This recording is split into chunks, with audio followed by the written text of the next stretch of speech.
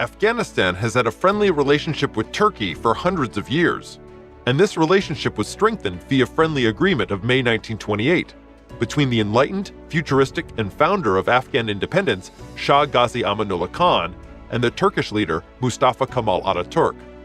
The Afghan martyr's tomb of Chanak Castle of Turkey in the Turkish National Emancipation War against the aggressors hundreds of years ago, and the current presence of Turkish troops in Afghanistan against regional and international terrorism, and technical cooperation in the reconstruction of Afghanistan, prove the two-nation countries' in-depth relation and long-lasting and historical commonalities. Turkey, being a friendly country, has had tangible and evident cooperation and contributions to the military, economic, and cultural arenas of Afghanistan, and the governments of both countries have always been together in the history of friendship by adopting positive policies. According to the present requirements, and reforming the old and most problematic land system to a modern, sustainable, and responsive system, and addressing the current problems and realization of urgent policies and urgent needs of the government, Afghanistan Independent Land Authority, with study of various countries' land administration systems, considered and found the Turkish land administration system compatible and harmonious with the Afghan legal framework and current legislations of the country. In this regard, to achieve the establishment of electronic land administration system objective and bring fundamental reforms in the laws, strategies, policies, regulations, and standing operation procedures, the CEO of Afghanistan Independent Land Authority, in the sideline of the World Bank International Conference on Land and Poverty held in Washington, D.C., met the General Director of Tapu and Cadastre of friendly Turkish government for the first time and exchanged points of views. Agreeing on drafting a protocol to transfer professional and technical knowledge and successful experiences of friendly country to establish a modern and sustainable land administration system in Afghanistan was the main achievement of this meeting. Upon returning, the leadership of ILA, in consultation with directors and officers, drafted the envisaged protocol and submitted to the Foreign Ministry of Turkish government via diplomatic channel for agreement. The draft cooperation protocol was sent to the Turkish parliament for approval, and once the parliament ratifies the protocol and the partnership agreement with Turkey, the government and the Afghan people will see an acceleration of the implementation of the new land administration model in the country. The Afghanistan Land Authority agreed to organize a work bill in cooperation with FAO, TICA, and the World Bank on the preparation of a pre-programmed work plan, according to which the TICA and ARAZI, with the technical assistance of FAO, formed and initiated an IDPL program in Afghanistan.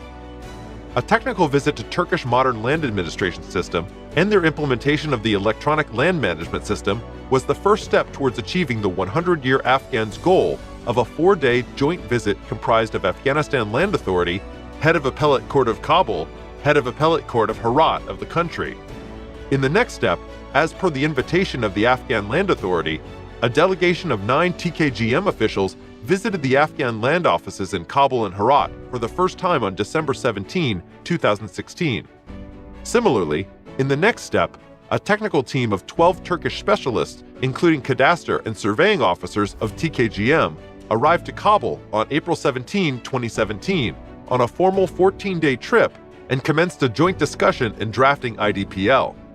Mr. Jawad Paikar, the CEO of Afghanistan Independent Authority, has enthusiastically pursued one of the most important duties and responsibilities for implementing one of the major national and future development plans for the government and subsequent generations of Afghanistan. In the composition of a delegation composed of CEO of ARAZI, authorized representatives of FAO and World Bank went to Ankara of Turkey on 8th of October 2017 to finalize the IDPL, or Institutional Development Program, in Afghanistan, and after 4 days of joint work with Turkish partners, the plan was finalized. But in order to assess the work done and increase its potential, the consultation process with other international experts, the FAO and the World Bank continued through email, face-to-face interviews, and video conferencing for technical review. In this regard, a consultative workshop with the participation of senior government officials and international organizations and directors of different departments of the Afghan Land Authority was held in the headquarters to discuss and gain new ideas. The process of further elaboration of the plan was also finalized. Finally, the final draft was accepted after a thorough review by the CEO of Afghan Land Authority and the leadership of TKGM, which was appreciated in today's congregation. Obviously, according to the instruction of the High Council on Land and Water, and the tireless efforts of HE, the President of the Islamic Republic of Afghanistan, and the tireless effort of the leadership of the Afghan Land Authority, and the close cooperation of the friendly Turkish government, the blessings of the people's hope and the Afghan government to provide public welfare for future generation and future governments will be fruitful. And with the implementation, IDPL, the land administration in Afghanistan, the great ideal and dream of the prestigious, honorable, futuristic, and founder of Afghanistan independence, Shah Ghazi Amanullah Khan, as well as the commitment of HE Excellency Muhammad Ashraf Ghani, President of Islamic Republic of Afghanistan, for the people to establish secured housing in the country are realized and executed. The implementation phase of the IDPL starts from the big cities and gradually expands to all parts of the country. The IDPL consists of three interrelated components. The first component is geoinformation infrastructure, including geodetic infrastructure and base mapping, land information system, and information communication technology, ICT. The second component is land registration that includes cadastre and land registration, as well as land titling. And ultimately, the third component is land policy and capacity development, including land code and establishment of ARAZI's Technical and Vocational Institute. Undoubtedly, implementation of IDPL in Afghanistan will enhance opportunities for socioeconomic as well as large-scale and infrastructure development projects in Afghanistan.